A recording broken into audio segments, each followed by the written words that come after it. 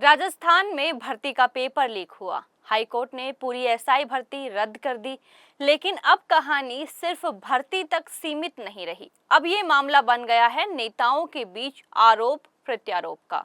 किरोड़ीलाल मीणा बनाम हनुमान बेनीवाल की जंग।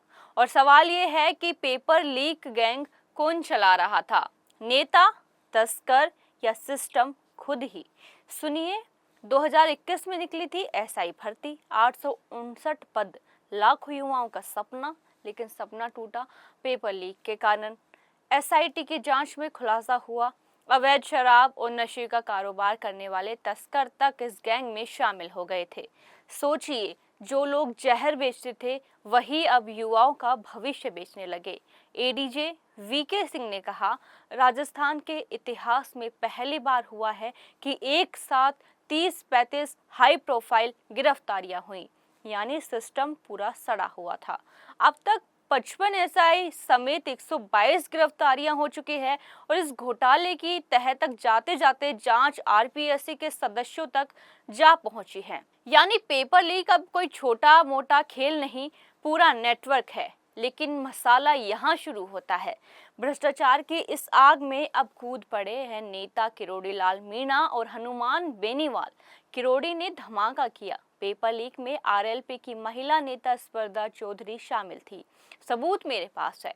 इतना ही नहीं, उन्होंने कहा बेनीवाल ने राज्यसभा चुनाव में मेरी गैर मौजूदगी में पैसे लिए थे। इधर बेनीवाल भी पीछे हटने वाले नहीं थे।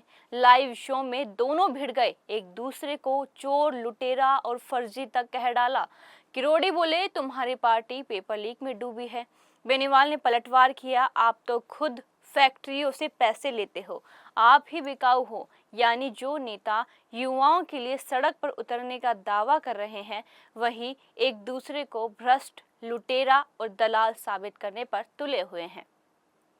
अब जरा सोचिए, जिस भर्ती ने हजारों युवाओं की जिंदगी अंधेरे में डाल दी, उस पर नेता खेल रहे हैं राजनीति का नया सीजन, आरोपों की महाभारत। सरकार कहती है दोषियों पर कार्रवाई होगी, लेकिन सवाल ये है कि क्या सिर्फ छोटी मछलियों को फंसाया जाएगा या फिर बड़े मगरमच्छ भी सलाखों के पीछे जाएंगे? ये तो वक्त ही बताएगा। अब हाईकोर्ट ने साफ कह दिया है, जब सिस्टम ही करप्ट है तो भर्ती नहीं चल सकती ही, भर्ती को रद्द होना पड़ेगा। और भर्ती रद्द हो गई, लेकिन युवाओं के सपने, उनकी तैयारी और सालों की मेहनत पर क्या? और सबसे बड़ा सवाल, क्या नेता लोग पेपर लीक की लड़ाई लड़ रहे हैं या सिर्फ एक दूसरे को नीचा दिखाने की जंग? आप बताइए, किरोड़ीलाल मीणा और हनुमान बेनीवाल की ये लड़ाई युवाओं के हित में है या फिर ये सिर्फ राजनीति का नया ड्रामा है? कमेंट में लिखिए अपनी राय।